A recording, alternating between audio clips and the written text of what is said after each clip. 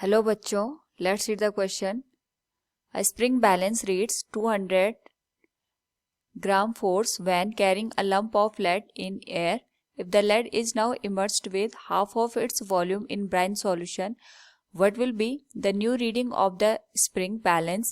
Specific gravity of lead and brine are 11.4 and 1.1 respectively. Here we have given four options. Now to answer this question, first we will discuss here the key concept, and here the key concept is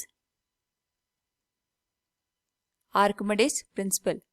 तो यहाँ पे अगर हम बात करें Archimedes principal की, it states that कि जब भी हम किसी भी ऑब्जेक्ट को किसी लिक्विड में इमर्स करते हैं विद इट्स फुल वॉल्यूम और पार्शियल वॉल्यूम, तो उस पर्टिकुलर केस में हमारे पास जो लिक्विड होता है ये डिस्प्लेस हो जाता है, और जितना अमाउंट यहाँ पे हमने डिस्प्लेस वाटर का लिया है उसका जो वॉल्यूम होता है that is equal to the immersed portion of the given object in the liquid. यानी जितना पोर्शन हमारे पास यहाँ पे ऑब्जेक्ट का लिक्विड में इमर्स होता है उतना ही यहाँ पे वाटर डिस्प्लेस होता है.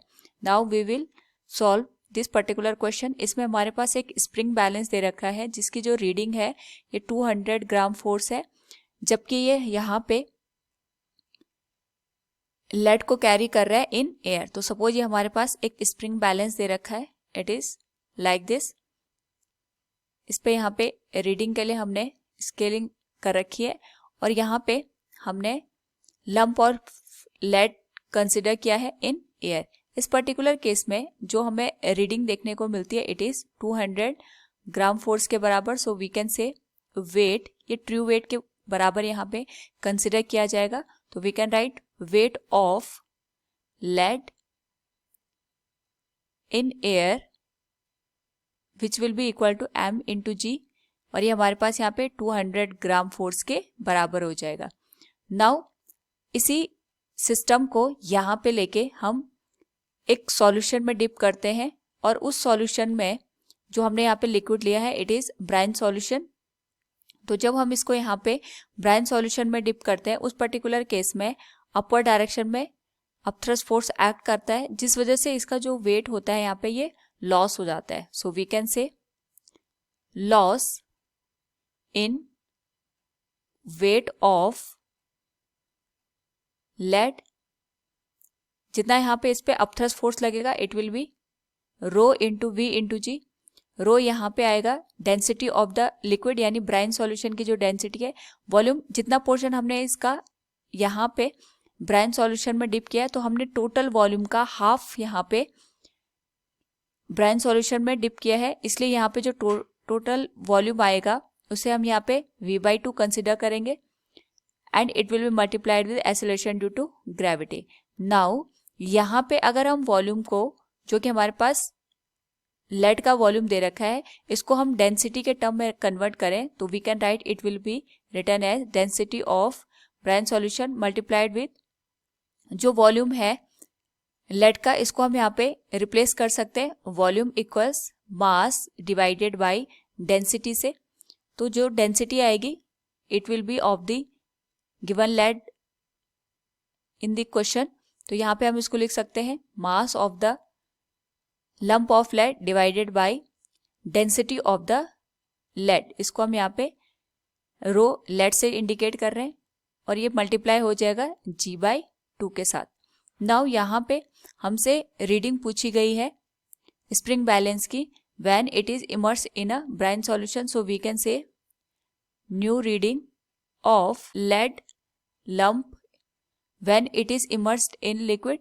सो ये हो जाएगा ट्रू वेट इसका mg के बराबर था, माइनस जितना इस पे अपथ्रस्ट फोर्स लग रहा था that was density of brine solution multiplied with m into g into density of lead multiplied with 2. यहाँ पे जो m इंटू g है ये कॉमन आ जाएगा हमारे पास. जो रिमेनिंग टर्म है it will be 1 minus density of brine solution divided by 2 into density of lead. क्योंकि यहाँ पे हमें स्पेसिफिक ग्रेविटी दे रखी है, तो अगर हम ब्राइन की और लेड की स्पेसिफिक ग्रेविटी निकालेंगे उस पर्टिकुलर केस में इसको हम यहाँ पे 1000 या फिर वाटर की डेंसिटी से डिवाइड कर देंगे, जो कि यहाँ पे दोनों के लिए सेम केस आएगा, तो हम यहाँ पे सीधे इसको रिप्लेस कर सकते हैं by its specific gravity. It will be m into g multiplied with 1 minus brine की जो डेंसिटी है it is given as 1.1 divided by 2 into 11.4, जो कि लेड की डेंसिटी हमारे पास दे रखी है स्पेसिफिक ग्रेविटी. जो m इंटू जी है it is the true weight of the lump of lead in air.